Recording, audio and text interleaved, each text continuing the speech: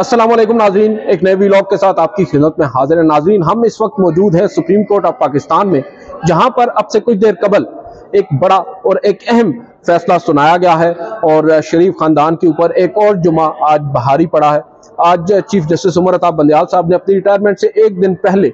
Chairman PTI Pakistan Tehreek Insaf के chairman Imran Khan साहब की दरख्वास्त को मंजूर करते हुए नैब तरामीम के खिलाफ एक बड़ा फैसला दिया है। अक्सर जो तरामीम है उनको उड़ा कर रख दिया है। आज चीफ जस्टिस ऑफ पाकिस्तान ने, या यूं कहें सुप्रीम कोर्ट ऑफ पाकिस्तान ने, गो के फैसला 2-1 से आया है। अब जरा तफसील की तरफ आते हैं, आपको बताते हैं कि आज समात या कमरा अदालत में जजेस के आने से पहले क्या कुछ होता रहा, कौन कौन से जजेस आपस में गुफ्तगू करते रहे और बाद में फिर फैसला सुनाया गया। वक्त दिया गया 12:15 का और तकरीबन जो कॉल लिस्ट आई है वो आई है 10:45 या 46 पर आज सुबह ही, और बताया यह गया कि फैसला सुनाया जाएगा 12:15 पर। कमरा अदालत में हम लोग पहुंचे, 3 कुर्सियां लगी हुई थी,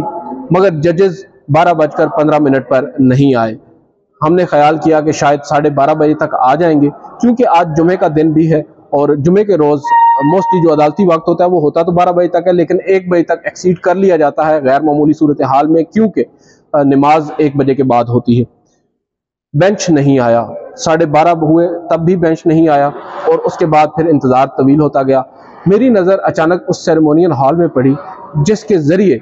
जो जजेस हैं वो तशरीफ लेकर आते हैं सुप्रीम कोर्ट के कमरा अदालत में, और वहाँ पर मैंने देखा कि चीफ जस्टिस उमर अता बंदयाल और जस्टिस मंसूर अली शाह महवे गुफ्तगू हैं। हमें ये शुबा हुआ कि शायद जस्टिस इजाजुल हसन का इंतज़ार हो रहा है। कुछ देर के बाद जस्टिस इजाजुल हसन ने भी उनको ज्वाइन कर लिया, और वहाँ पर खड़े होने का मकसद यही होता है कि जजेस वहाँ पर आते हैं, एक साथ इकट्ठे होते हैं और फिर कमरा अदालत में आ जाते हैं। गाउन कुर्सियों पर पड़े होते हैं और वो उनके जो आप कह सकते हैं कासिद होते हैं वो उनको गाउन पहनाते हैं और कमरा अदालत में आ जाते हैं। मगर आज गैर मामूली ताखीर के बायस जब हम लोग गए तो हमने देखा जजेस आपस में महवे गुफ्तगू हैं। कुछ देर के बाद जो जजेस हैं हमें ये बताया गया कि वो मीटिंग रूम में चले गए हैं। हो सकता है कि मुशावरत करना हो उन्हें फैसले से पहले, मगर तकरीबन 1 बजे बेंच कमरा अदालत में आया और 1 बजे से कुछ देर पहले चीफ जस्टिस ऑफ पाकिस्तान ने फैसला पढ़ते हुए कहा कि 2-1 से ये फैसला आया है। जस्टिस मंसूर अली शाह ने इख्तिलाफ किया है अक्सरियती फैसले से,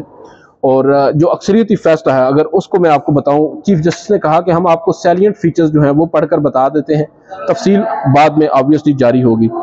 अब अदालत ने सबसे पहले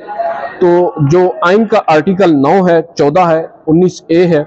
24 है और 25, उसके तहत इमरान खान साहब की दरख्वास्त को काबिल समात करार दिया। और फिर अदालत ने अब यह करार दिया है कि अवामी ओहदा रखने वाले जो सियासतदान हैं उनके खिलाफ रेफरेंसेस बहाल किए जाते हैं। सर्विस ऑफ पाकिस्तान से मुतालिक जो नैब की शिक है उसको भी बहाल किया जाता है। पब्लिक ऑफिस होल्डर्स के जो केसेस हैं उनको बहाल किया जाता है। 50 करोड़ की हद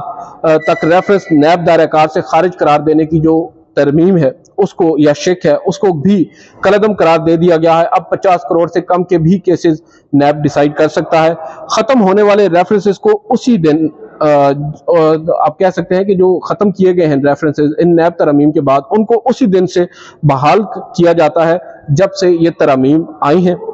तमाम रेफरेंसेस का मुकम्मल रिकॉर्ड 7 दिनों के अंदर एहतसाब अदालतों को भिजवाया जाए, ये सुप्रीम कोर्ट का हुक्म है। और अब आमदन से जायद जो असासाजात हैं वो वाली जो तरमीम है उसमें सरकारी अफसरान की हद तक उनको बरकरार रखा है, मगर इसमें सियासतदानों को रिलीफ नहीं मिला। प्ली बार्गेन के हवाले से की गई जो तरमीम है उसको अदालत ने कलअदम करार दे दिया है। सुप्रीम कोर्ट ने अब यहाँ पर करार दिया है कि करप्शन से अवामी फलाह के लिए मुख्तस पैसा जो है वो करप्शन से अवामी फलाह के लिए मुख्तस पैसा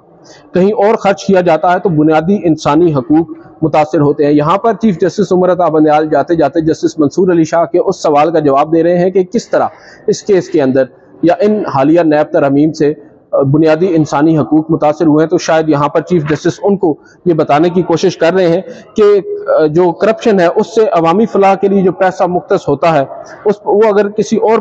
पर खर्च होता है तो वो कहीं और खर्च होता है तो उससे बुनियादी हकूक मुतासर होते हैं। ये था अदालत का आज का फैसला जो शॉर्ट भी था और स्वीट भी था,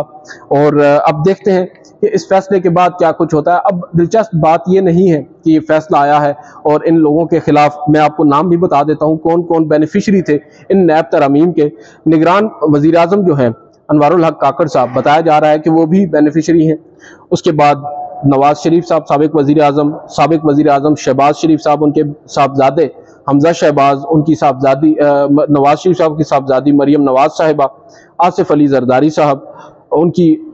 जो बहन है फरियाल तालपुर, वो मौलाना फजलुर रहमान साहब, राना सनाउल्लाह, इसहाक डार, ख्वाजा आसिफ, और फिर शौकत तरीन, जावेद लतीफ़, शाहिद खाकान अब्बासी, खुसरो बख्तियार, आमिर कयानी, नूर आलम खान, साद रफ़ीक, ना जाने कौन कौन। बहुत लंबी फहरिस्त है, इसको हम तरतीब देंगे कुछ देर में, जब फैसला आएगा उसको पढ़कर आपको बताएंगे। मगर अब दिलचस्प सूरत हाल ये नहीं है कि अदालत ने ये फैसला सुना दिया है, दिलचस्प सूरत हाल है कि क्या ये फैसला सस्टेन रह पाएगा, क्योंकि अब एक और डेवलपमेंट इसी के साथ हुई है। जो नामजद चीफ जस्टिस हैं जस्टिस काजी फायज ईसा, उनके ऑफिस संभालने से एक दिन पहले supreme court practice and procedure act, आपको मालूम है वो कानून है जिसको जवाज बनाकर जस्टिस काजी फायज ईसा किसी बेंच का हिस्सा नहीं बन रहे, और इसी कानून को जवाज बनाकर जस्टिस मंसूर अली शाह ने नैब तरमीम वाले बेंच पर भी सवाल उठा दिया था कि इसकी कानूनी हैसियत क्या रह गई है, जब हमारे सामने एक कानून मौजूद है, गो के उसके ऊपर एक स्टे दिया गया है मगर कानून वो समझते हैं मौजूद है। उस पर ही उन्होंने ये तजवीज़ की थी अदालत को कि हम फुल कोर्ट बना दें या इंतज़ार कर लें supreme court practice and procedure act के डिसाइड होने का। तो अब इत्तला ये आ रही है जो supreme court practice and procedure act है उसको पीर के रोज़ समाअत के लिए मुकर्रर कर दिया गया है, और उससे भी ज़्यादा ख़तरनाक बात यह है कि एक फुल कोर्ट तश्कील दिए जाने का इम्कान है, और लेट से क्योंकि तादाद जो अक्सरियत है वो अब अकलियत में बदल चुकी है। चीफ जस्टिस उमर अता बंदयाल साहब के पास जो नंबर्स थे वो अब बज़ाहिर जस्टिस काजी फायज ईसा के साथ हैं, यानी जो 7 और 8 थे, 8 और 7 थे, अब वो 7 और 8 हो चुके हैं। तो लेट से अगर फुल कोर्ट बनता है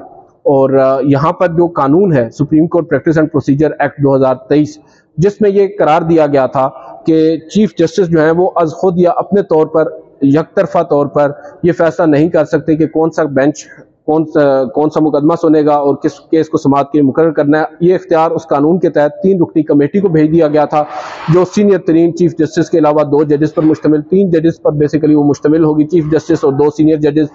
अब इसके अंदर अपील का भी हक दिया गया था 184(3) के केसेस में, कुछ दीगर भी इसकी शिकें थी, मगर यहाँ पर जो मुतलका है वो है उस कमेटी का कि कमेटी तश्कील दी गई उस कानून के तहत, मगर सुप्रीम कोर्ट के 8 रुकनी लार्जर बेंच ने उस कानून को आप कह सकते हैं कि वक्ती तौर पर मुअत्तल कर दिया और अभी तक उस मामले को टेकअप नहीं किया गया। अब लेट से अदालत जो है पीर के रोज़ मामले को टेकअप करती है और एक फुल कोर्ट बैठता है। फुल कोर्ट से मुराद सुप्रीम कोर्ट के तमाम जजेस बेंच में बैठते हैं और जो कानून है supreme court practice and procedure act का उसको बहाल कर देते हैं,